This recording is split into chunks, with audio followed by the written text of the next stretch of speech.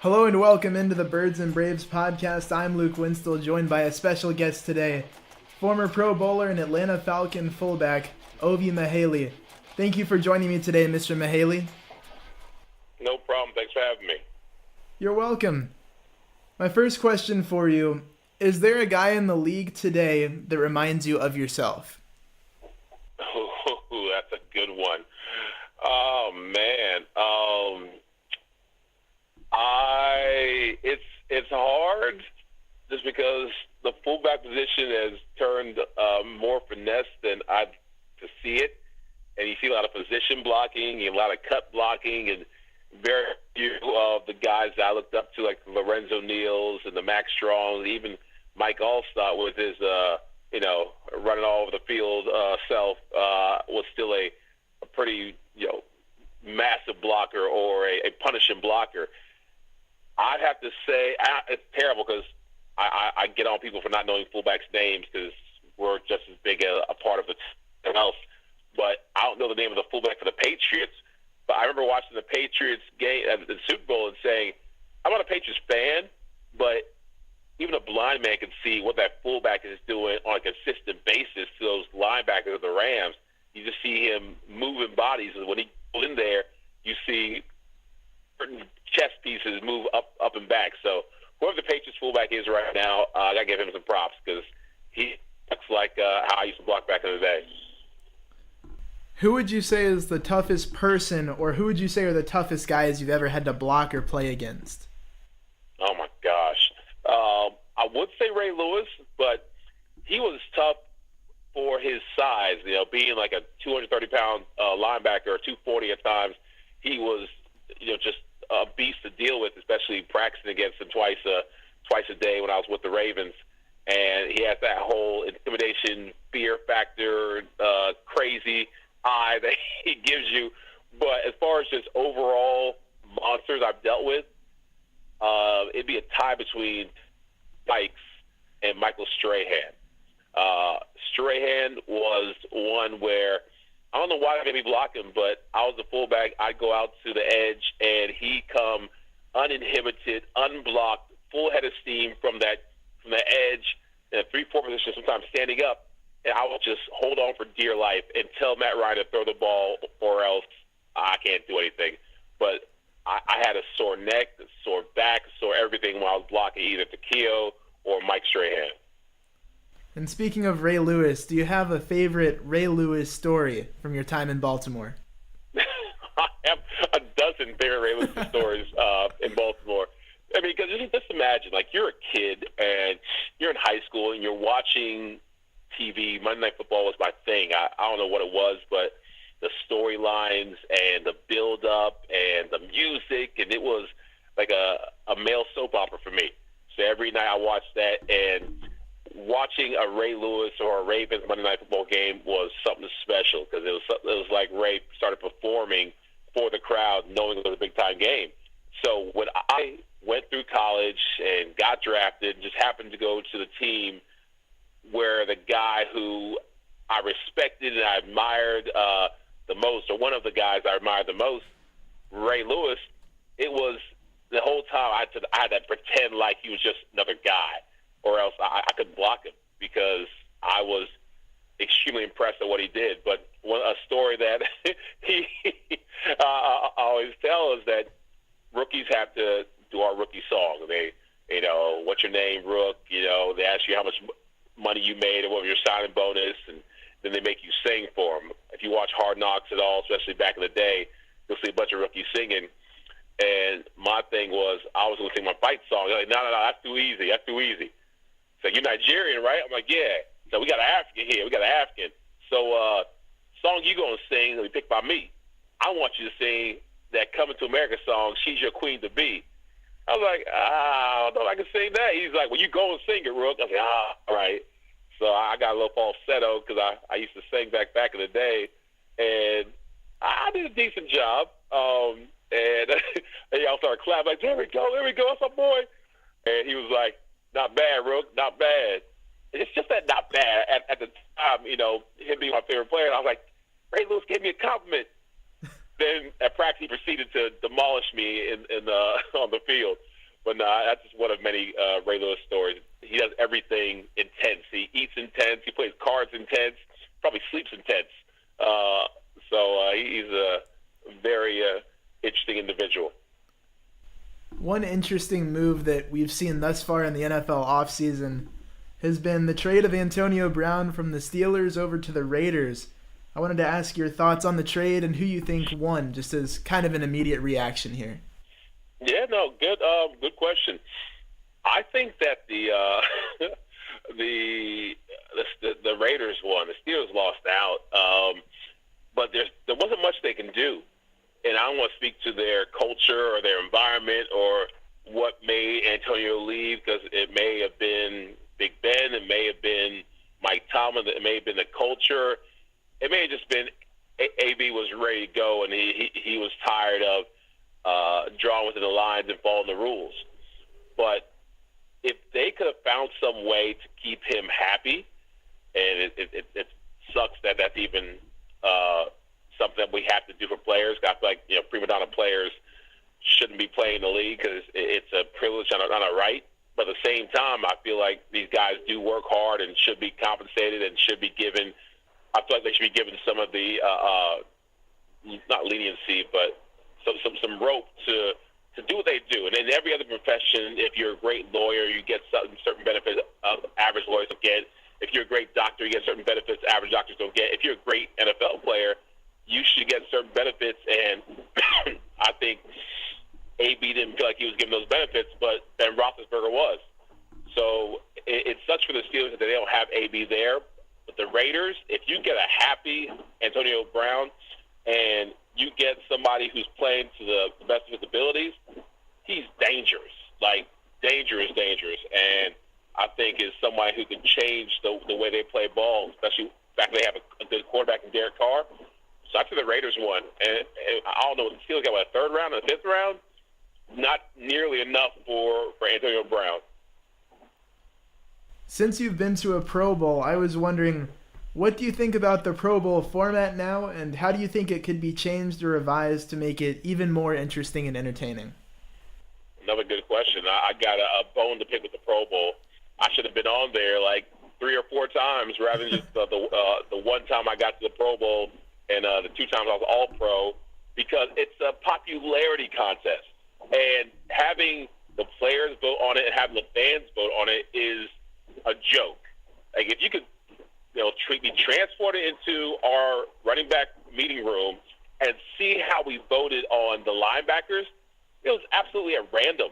Like we just yeah, I might get in trouble for saying this, but we made stuff up. Like it was who we knew, who we were friends with, because we were just trying to get out of there. We were tired. It was after practice. We had to do the Pro Bowl voting, and we couldn't leave until we actually did something or chose someone. So who's that guy? Yeah, he sounds good. Every positions that we just didn't know. Like I don't think we chose the kickers, and offense couldn't choose offense. So back in my day, I sound old now. Back in 2003, 2012, the running backs would choose the linebackers, the wide receivers choose the DBs, the D-line. The O-line would choose the D-line just because that's who they go up against. But we would just make it whoever we thought was good. Now, it wasn't scientific. It wasn't like we would go study tape. We just kind of chose stuff. And the fans, they choose who they like. They choose who's popular. They choose whoever has the best social media campaign. They're not choosing the best guy. Their guy on their team is the best guy. So I missed out so many times. But as far as the game, the way to make it more entertaining is to not have it and do something else. Do a flag football game, because players are not going to go full speed, all out, and tackle each other when, if you do so, and you're a player who has a big contract next year, or just a player, period, because you can have a 6-year contract for $18 million like I had, but the first year is the only thing guaranteed. Second year, third year, fourth year, fifth year, if I ever once the Pro Bowl got hurt and then couldn't play the next year, I'd be out $3 million. So why would I logically go hard to prove something in a meaningless game where I can miss out on life-changing money for me and my family? You can't convince anyone to do that, which is why everyone's playing patty cake out there and will continue to play patty cake for the rest of the game or the rest of the game's history unless they make it a flag football type deal. They're doing skills competitions and they're trying to make it more fun, but they still have a game that is hard to watch, yet still gets watched. Now to talk about the local team here, the Atlanta Falcons. What do you think is the biggest key or X factor for the Falcons to make a playoff run in 2019? Defense is key. Matt Ryan is consistently awesome. I'm not just saying that because he was my quarterback, but you look at the stats, you look at the MVP numbers. He's a Hall of Fame quarterback, and you'll probably get a lot of resistance to that because he hasn't won one. But if you look at his defenses throughout his career, there's on Twitter or Instagram something talking about their rank, and they've been ranked like 22nd, 25th, 26th, and not even the bottom third, like the bottom fifth, the bottom like 10th. Like it's the last couple of spots year after year, and we were a little bit better during our Super Bowl run, but for the most part, which is crazy because he had a defensive coach in Mike Smith and defensive coach in Dan Quinn. He's been dealing with some subpar defenses. And if we want to get to a Super Bowl and win a Super Bowl, we got to have a defense that can measure up. Staying healthy is just one piece of it. There's been Super Bowl team after Super Bowl team that have had key injuries and someone stepped up. So that's having depth. That's at our GM spot, really making sure we can have the next man up be not just a placeholder but a contributor. Offensively, I guess if we had somewhere to really grow, it'd be offensive line. Matt Ryan and Julio and the rest, Sanu and the rest of our guys are so talented. They just need Matt Ryan to stay on his 2 feet so he can get the ball in his hands, which is difficult at times. We've gotten better, but we can't we can't continue to piecemeal our offensive line and just hope we can get a 7th round draft pick to step up or get a free agent that we're paying a veteran minimum for to play like an all-star. The Falcons made some big coaching changes this offseason. They added Dirk Cutter, former Falcons offensive coordinator, but they also brought in the offensive coordinator that you played for, Mike Mularkey. So what are your thoughts on the coaching moves, and what does having 2 people that were recently head coaches bring to the offensive unit? That's going to be interesting. I got to go see Mike. Mike is my guy. I almost went to play for Mike when the Falcons released me when he was the head coach down at, I think it was Tennessee or wherever it was. I was thinking about it, but my 10 years of fullback, I guess, was enough, my wife said, of those concussions. I think it's a bunch of malarkey that Malarkey's at the OC. I feel like we had some great years under him, and he was helping us, a young Matt Ryan, play at his best because he put some pressure off him with a killer running game. Again, full disclosure, I was part of that killer running game, so I thought it was killer. but we had crazy stats. We were leading the NFL in rushing, top 1, 2, or 3 teams year after year. I think it's going to be good unless things don't go good. If we have a slow start, it's going to be impossible for Mike Mularkey to keep his his voice down or to bite his tongue and not tell Dirk Cutter or others what he feels like should be happening. And I know that you can't, in the coaching ranks, say, put the second string quarterback in. But there will be people in the Falcons fandom saying, hey, put the second string offensive coordinator in, which is Mularkey versus Cutter, because you can put their records side by side and their stats side by side, which I think a couple of people have done. And Mularkey wins out a lot of the time, especially in balanced offense. So it's going to be it'll be good as long as we start off winning. It'll be good as long as we don't have any issues with our run game. That's where Mike excels. So I think that if they can work together, that'll be a great way for the offense to cover all bases. And you mentioned Matt Ryan earlier. He's got to adjust to another offensive coordinator. It's his 5th time adjusting. How big of an adjustment will it be for Matt to switch offensive coordinators again, even though he is familiar with Cutter and Mularkey? I think, unfortunately, he's getting kind of used to it. He's had a lot of practice switching coordinators, so the more it happens, the easier it is. And like you mentioned, because it's someone he has familiarity with, I think he could jump into the saddle and get back on board sooner than he would with most OCs. So I think that won't be the issue. The issue is going to be, is that the system that's going to work for Matt right now? And what worked for him the best, as hard as it is for me to say, because I don't like this guy, Shanahan. And Shanahan's system worked the best for him. And when, the Shanahan's replacement came in, he tried to do a hybrid of Shanahan's system, and Dirk Cutter did something. Shanahan took a little bit from Dirk Cutter, and Dirk Cutter took a little bit from Michael Larkey, but not too much. And it's a smorgasbord of systems right now, so it's about clearing your mind and just finding what works for Matt. Because if he's happy, if he's comfortable, if he can make the audibles, then you got a good system. And you saw Matt Ryan when he was a rookie. You played with him in his first few years in the league. What is the biggest difference in Matt's game from then to where we are now? Matthew Ice is the man. He has grown so much, and it's going to be even cooler when he does go to the Hall of Fame after he wins the Super Bowl before he retires, because he's going to win one. If he has to drag his whole team on their backs and let everyone ride his coattails, he's going to win one. But I think Matt's changed. The easiest thing is his confidence. Going from a first, second, third year guy where his voice is cracking in the huddle, to where he's like, Ovie, you got my back? I'm like, yeah, I got you. To where he can close his eyes and be able to know where everyone is in the field, because his preparation is so solid now. When I was leaving out my fourth, fifth years with the team, Matt was just a maniacal worker.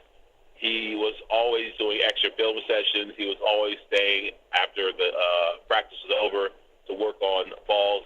And he did it as a rookie, but he took it to a new level where I'm like, Matt, getting dark. Matt, we have another meeting. Get off the field. Matt, come on. Let's go. And I think it's contagious when you see your quarterback from minicamp working out in the off season to out there doing throws with wide receivers and tight ends and fullbacks before practice and after practice, to doing halftime adjustments because he's so locked in, telling the coaches what he wants to do and kind of taking over. He's just growing his leadership and his vocal leadership, because it's easy to lead by example, but to do both, to have the confidence to speak up and raise the level play over everyone else, that's more difficult to do, and Matt's been doing a pretty good job at it. And my final question for you, how has life after football been for you, and what are you up to now? Another good question. Life after football is great, man. Now, at first, it wasn't so great. I still wanted to play, despite my wife's wishes to let 10 years be enough and to take the 100 concussions that I've gotten as a sign that it was time to change careers. I still thought I had it, and I wanted to prove to the Falcons, to the NFL world, that I did, and it was torture watching horrible fullback play when I was still working out.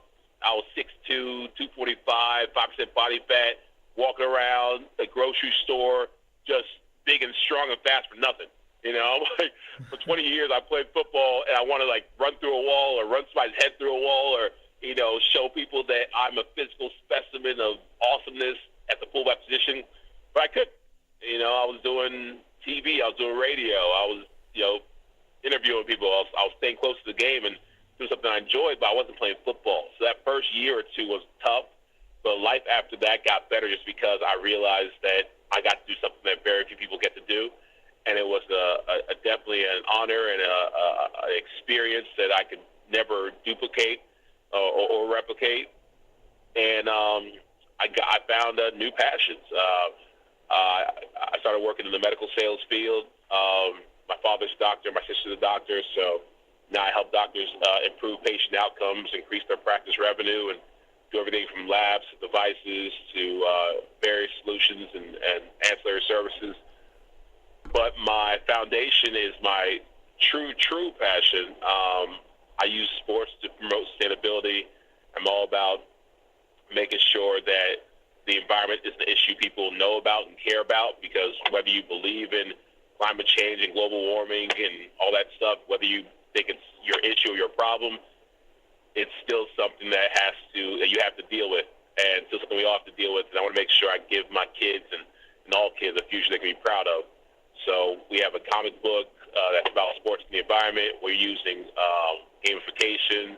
We're using some augmented reality, STEM curriculum. We have all types of fun ways to get people, especially underserviced communities, engaged in being part of the solution rather than just deal with the problems. So my website is omfgreen.org. That's omfgreen.org. You can purchase the first epic issue of Gridiron Green, my comic book to talk about the environment, and get involved with what we're doing to help kids learn about sustainability. Awesome. Mr. Mughelli, thank you so much for your time and for joining me on the show. No problem, buddy. Thanks for having me. You're welcome.